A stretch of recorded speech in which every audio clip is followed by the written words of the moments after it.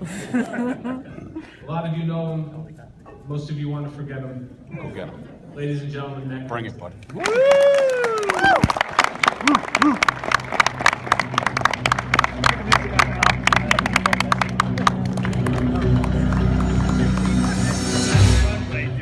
think he's the highest tiger.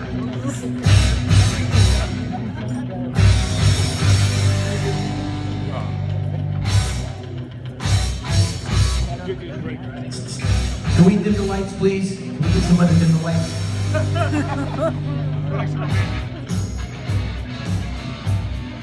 Can we dim the house lights down a little bit?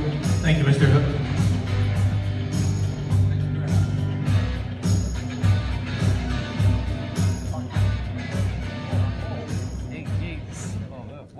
Good evening. After the last speech, I should say good morning.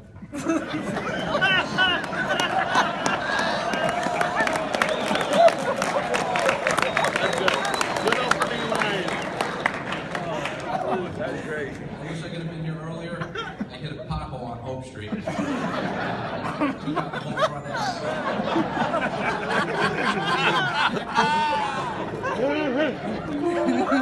It's funny, I attended a planning board meeting the other night. This is the projection of what Hope Street would look like in 20 years. See if it works. I'm very happy to be here with all of you and Joe. This is what Joe loves: good humor, good friends, and cheap liquor. It's impossible to truly capture the essence of Joe's very dynamical character and all the different nuances of his one-of-a-kind personality in just one short evening. With that said, I hope his brother Anthony does return from the Cayman Islands with the proceeds from tonight's fundraiser. To continue this for years to come. That is tremendous. When I asked to make a donation for tonight's event, this is what I was provided with.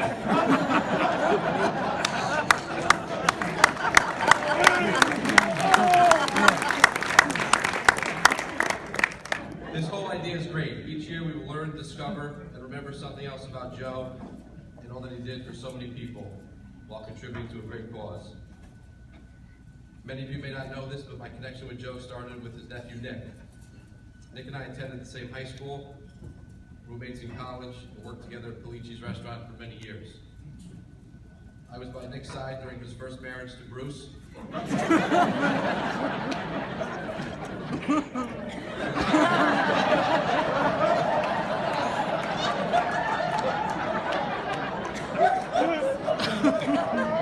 Unfortunately, that marriage did not work out. Bruce had too many kids of his own from one previous marriage. Quite obvious. Nick just didn't fit in. Nick, being the stand-up guy that he is, he did adopt the oldest boy. Here's a picture of them at a sporting event together. Oh, God.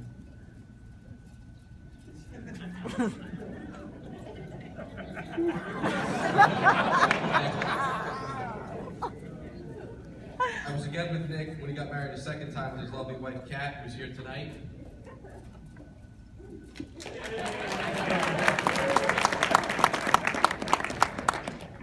And Nick was with me the night I passed the bar.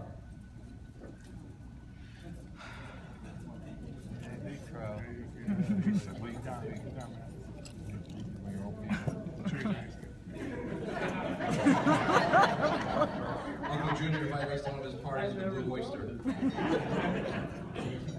My connection with Joe grew even more through his brother Anthony, who would often frequent Richichi's restaurant with all of his friends. What a great tipper Tony was.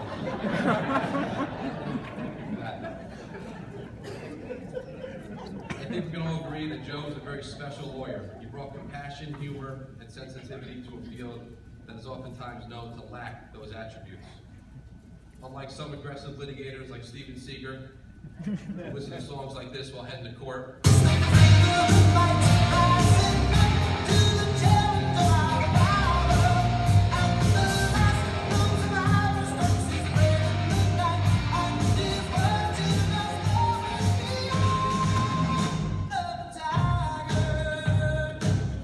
Joe would listen to a song like this on the way to a closing or a zoning board hearing. I like them bigger beats and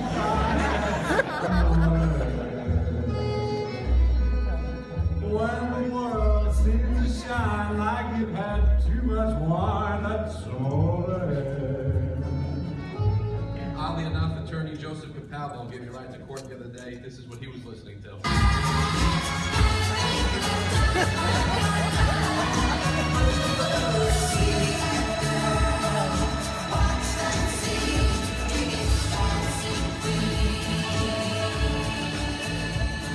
We all have a lot of memories of Joe. I have a few fond ones here. On a closing a few years ago with Joe, the attorney representing of the party was attorney Seamus Finnegan Fitzpatrick Kennedy III. Joe asked him what part of Italy his parents were from.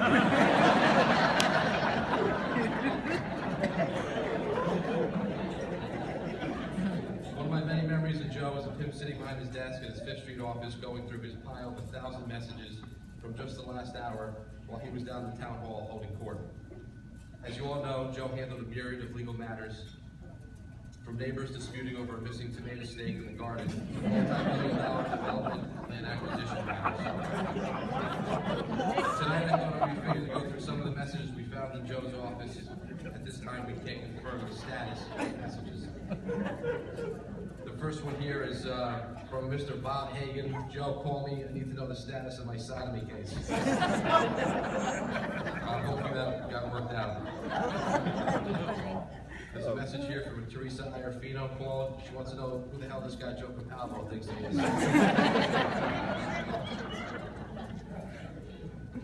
Time sensitive, John Trenchfield Diaz came by, looked pretty disheveled. Very important, needs to know the legal age of consent in Connecticut. He's doing great.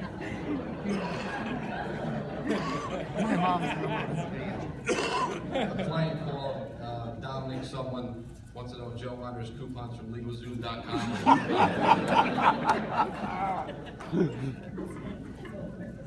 I had something planned, ladies and gentlemen, that was stripped from me. And strip was part of the skit. You can probably imagine what it was. So the last message here, it doesn't appear, but again, it's from Teresa Iorfino. Jerry Fox was out of the office. She had a legal question, so she called Joe's office and wanted to talk to Patty. Thank you and have a good evening. Give it up for her.